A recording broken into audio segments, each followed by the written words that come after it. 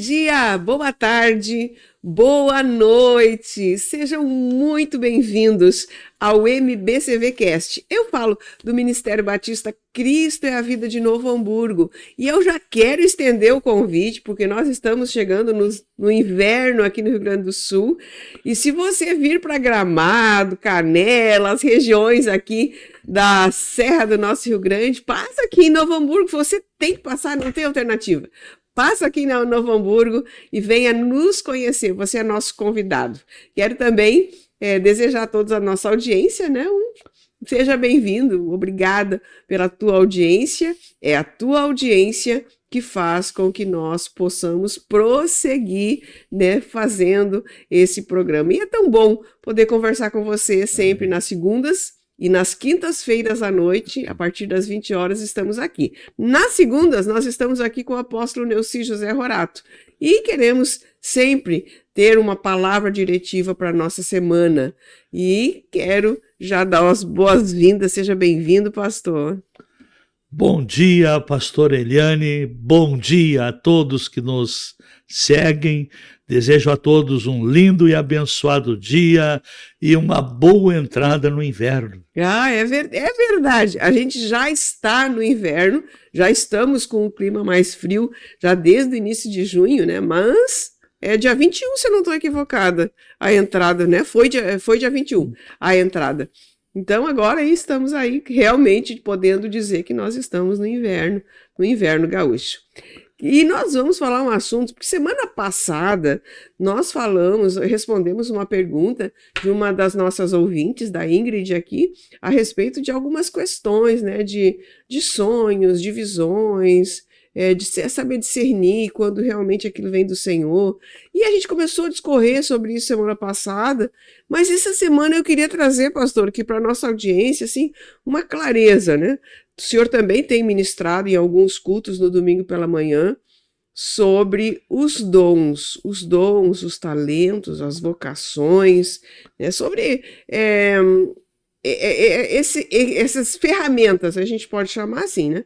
Ferramentas que o Senhor nos dá e para que nós possamos trabalhar no aperfeiçoamento dos santos.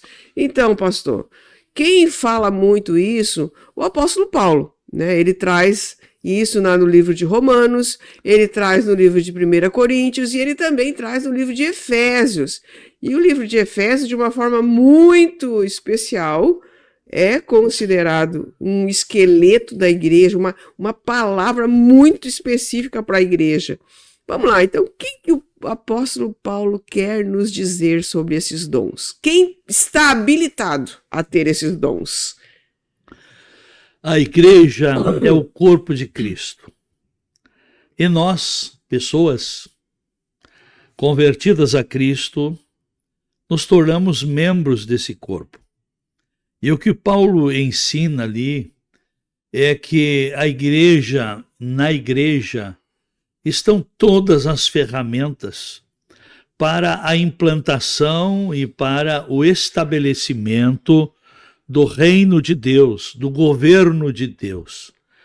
E por isso que, para Deus governar, é um Deus de ordem, ele é um Deus de sabedoria, é um Deus de planejamento. E ele deu dons, vocações, ministérios, capacidades, virtudes. Ele deu essas habilidades, essas ferramentas. Assim como num corpo temos aí muitos membros e nem todos têm a mesma função, mas um coopera com o outro. E assim a igreja ela tem vida e caminha para a vida eterna, é porque para a igreja foi dado essas capacidades, habilidades, ferramentas para a igreja vencer. Porque o que é a igreja? A igreja é a extensão do corpo de Cristo na terra. A igreja é Cristo na terra, porque Cristo é o cabeça da igreja e nós, membros, constituímos o seu corpo, e não só isso, mas temos como dever, e para isso recebemos as ferramentas, dar continuidade ao que Cristo veio fazer. Ele veio buscar e salvar o que se havia perdido. Então a igreja tem o dever de ser solução social, ser solução justamente para o povo caminhar junto, para o povo se entender, para o povo aprender, mesmo com diferentes capacidades, dons e vocações, aprender a conviver. Então, o mundo espiritual foi vencido por Jesus. Ele colocou todo o poder do mundo espiritual debaixo de seus pés e deu o poder para a igreja, que é o seu corpo. A igreja tem o dever de desenvolver os dons. E quando a igreja não desenvolve os dons, não aproveita os dons, olha uma palavra que Paulo deu aos Romanos, lá no capítulo 11, se não me engano, ele diz assim que os dons e a vocação, porque os dons e a vocação de Deus são irrevogáveis. As capacidades que Deus deu para o ser humano, as habilidades, a sabedoria, o conhecimento, o dom da fé, o dom de milagres, o dom de curas, o dom de profecia, o dom de realizações, o dom de serviços. Isso tudo, e para isso foi estabelecido um propósito de edificação dos santos, aperfeiçoamento dos santos.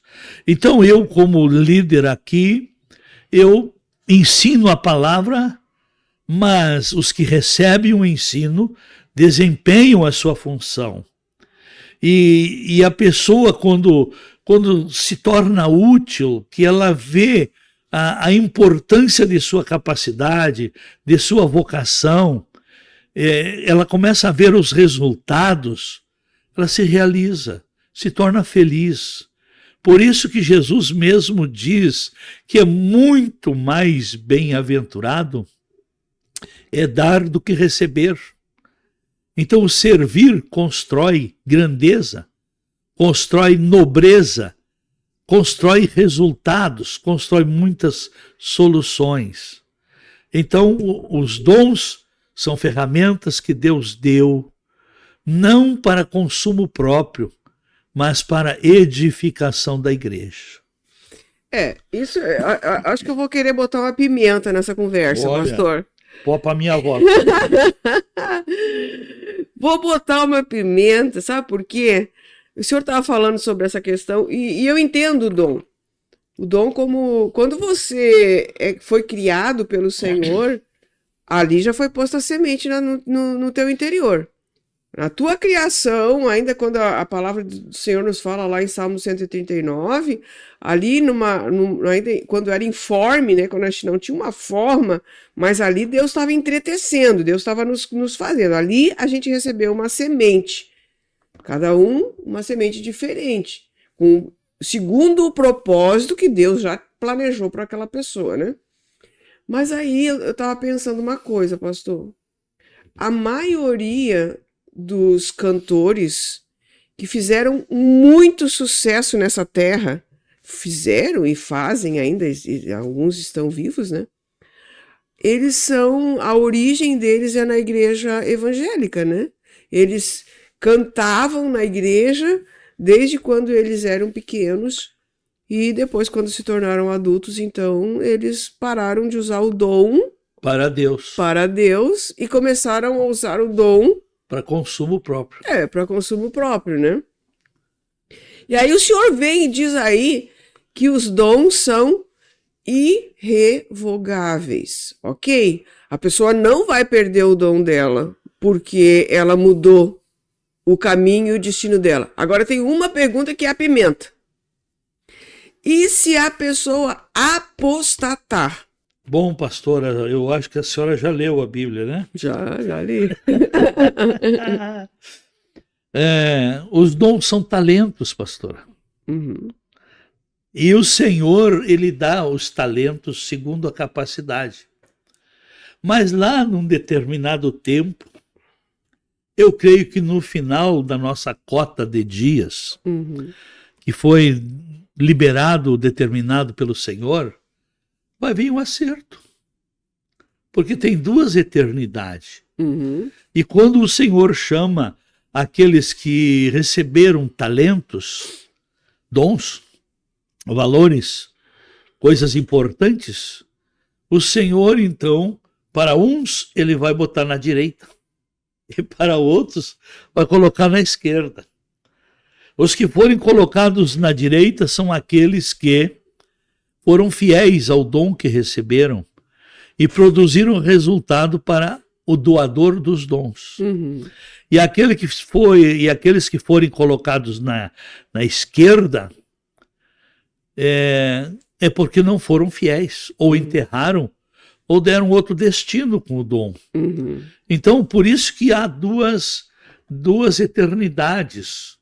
Uma com Deus, aqueles que receberam os dons e continuaram honrando a Deus com os dons que receberam, e há uma outra eternidade sem Deus para aqueles que apenas pegaram as capacidades que Deus os deu e não quiseram servir a Deus.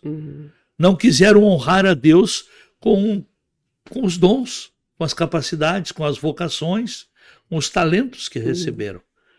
Então, tudo vai ter um dia um acerto de contas. Uma prestação de contas. Por isso que os dons são irrevogáveis. Deus não tira, mas vai pedir conta. Vai pedir conta. O que você fez? Que deu os resultados da capacidade que eu te dei. Que deu o resultado aonde é que, para quem você entesourou os resultados de sua capacidade. Entesourou para a vida ou para a morte? Para Deus ou para o diabo? Para o céu ou para o inferno? O problema é a presunção, né, pastor? O problema é que eu vejo, e isso eu vejo assim a nível geral, claro que não generalizando, mas se vê muito isso nas igrejas evangélicas principalmente, é a presunção de quem tem algum dom especial. Por exemplo, a presunção da cura, a presunção da libertação, que a pessoa tem um dom de uma autoridade, né, espiritual para a cura e para a libertação. Então, a presunção entra no coração e ela continua no exercício do dom, mas o coração dela também está cheio. Jesus falou sobre isso. Lá no capítulo 7 de Mateus, ele diz assim, olha aqui como o assunto é muito sério, lá no verso 21. Nem todo o que me diz Senhor, Senhor, entrará no reino dos céus, mas aquele que faz a vontade de meu Pai que está nos céus. Muitos naquele dia hão de dizer, Senhor, Senhor, porventura não temos nós profetizados em teu nome? Não expelimos demônios em teu nome? Não fizemos muitos milagres? Aí Jesus responde e vai dizer, apartai-vos de mim, vós que praticais a iniquidade. Por exemplo, não tem como você servir a Deus usando uma ferramenta de Deus e uma prática de iniquidade na vida. Ou sua vida está a serviço de Deus, ou o inimigo de Deus arregimentou você. Ou a serviço de si mesmo, porque às vezes a pessoa ela começa a usar aquilo para ganhar dinheiro também, né? Tá barganhando. Tá barganhando. E uma das coisas, pastor, assim, que eu acho importante a gente falar no nosso podcast, já que a gente está falando sobre dons, né?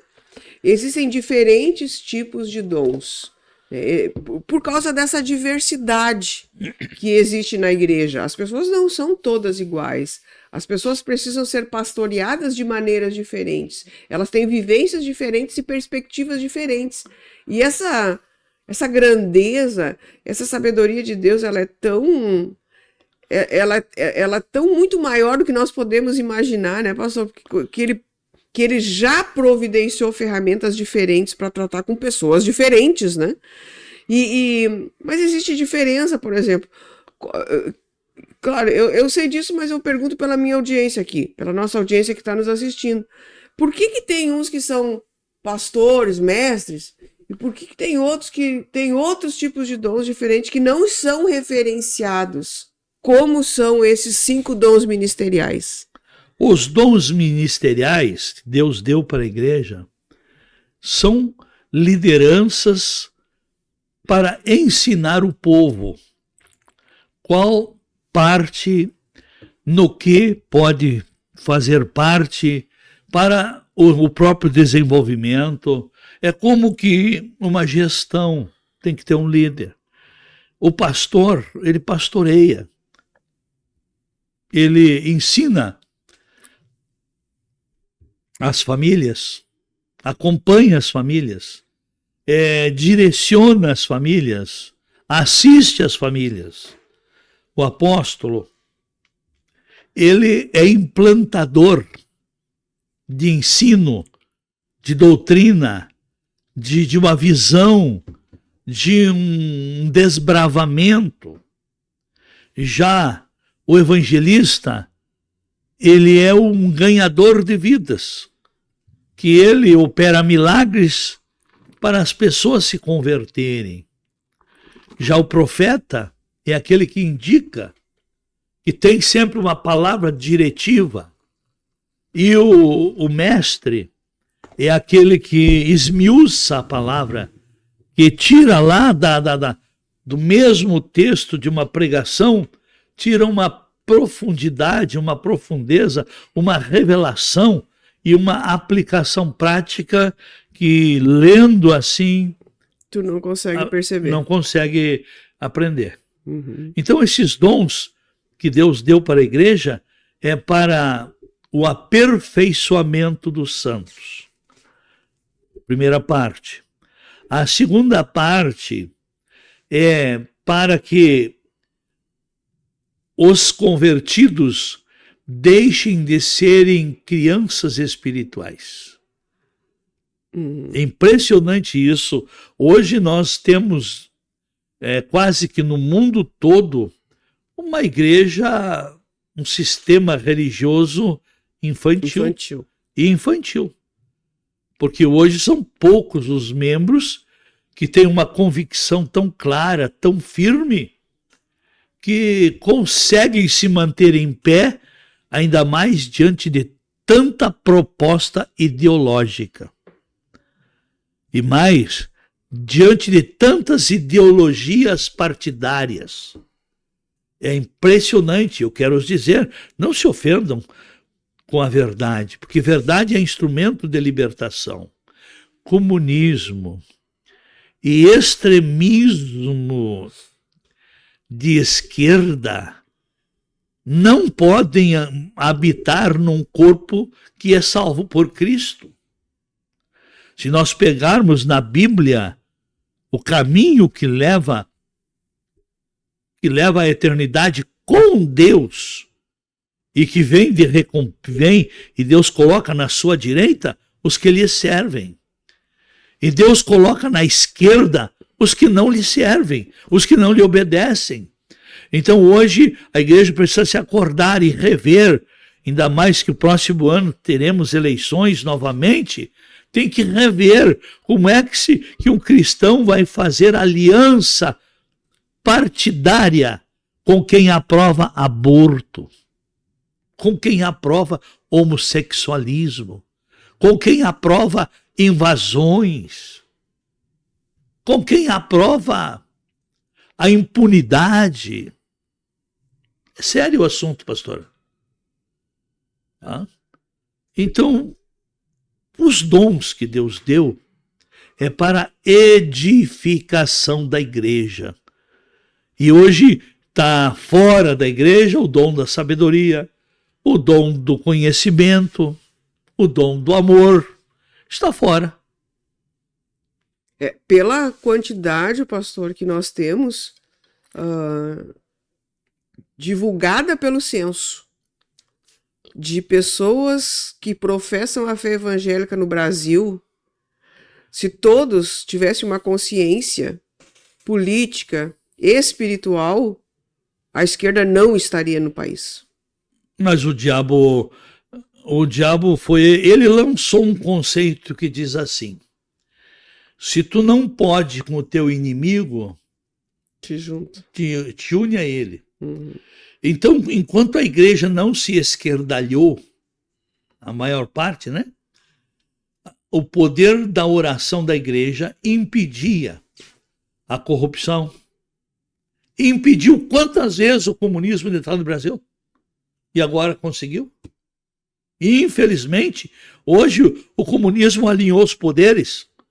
Por causa do quê? Porque a igreja se perdeu. O inimigo entrou dentro da onde existe uma força sobrenatural contra o mal. Hoje a igreja não tem mais autoridade contra o mal, infelizmente. Mas a esperança é que Deus, em muitas oportunidades, uma específica, né, com Abraão, quis destruir, e por causa da intercessão de um homem, Deus teve misericórdia do povo. Mas esse homem não era esquerda. Sim. Mas agora nós temos que nos levantar em oração. O ano que vem, pastor, eu vou dizer para o senhor, misericórdia, nós vamos ter que ter uma seriedade com as nossas orações. Vai ser alto preço. Para impedir o Brasil de se transformar numa Venezuela, a igreja terá que pagar o preço. A igreja tem que dizer a que está. A igreja deve ser solução. Agora, que autoridade, pastora, uma igreja vai ter no mundo espiritual se a maior parte dela está mamando no governo, com Bolsa Família, com pessoas sadias, não querem trabalhar para não perder a Bolsa Família. Cristão fazendo isso, me desculpe, nunca foi, não é e jamais será. A gente desviou um pouquinho, né? Até já deu nosso tempo, mas a gente desviou um pouquinho aqui do assunto sobre dons, mas na verdade, se a igreja exercitasse o seu papel de igreja, isso não estava acontecendo, né, pastor? É verdade. Não estava acontecendo, não precisava estar falando sobre isso. Ela não está exercitando os dons que Deus deu para a edificação do povo. Então, a falta do ensino dos dons deixa as pessoas sem pastoreio, porque as pessoas que estão perdidas, com a vida destruída financeiramente, economicamente, com a vida destruída, a família destruída, é porque não deu ouvido aos dons que estão na igreja, ou alguém da igreja que sabe que precisa e não está exercitando. É isso aí. Então, que você possa, em primeiro lugar, identifica teu dom. Mas como é que eu vou identificar o meu dom? Eu vou olhar para dentro de mim e ver aquilo que eu sei fazer com facilidade, com fluência, tudo aquilo que sai, que transborda, já é indicativo do dom que Deus plantou dentro de você. Mas eu só sei cozinhar. É um dom. Não deixa de ser. É um dom que Deus colocou. Então vai usar esse teu dom para o serviço no reino de Deus, seja ele qual for. Segunda coisa, depois que você identificou, vá trabalhar com ele, vai exercitar, porque ele pode ser pequenininho dentro de você, mas à medida que você for exercitando o seu dom, você vai vendo um crescimento, uma maturidade, deixando de ser infantil no uso do dom e passando a usá-lo com responsabilidade e compromisso. E depois, você fazendo isso, você vai, com certeza, ver a igreja sendo edificada através da sua vida. Então, o dom não é para uma pessoa. O dom é para todos aqueles que confessam a Jesus como Senhor e que reconhecem que podem ser, sim, usados pelo Senhor aqui nessa terra. É isso, né, pastor? Os dons são as ferramentas que faz com que a gente entenda que a vida não dá, a vida devolve. Ela devolve para nós tudo que, em obediência a Deus, a gente põe para fora, a gente pratica, a gente põe a serviço do próximo. Deus abençoe.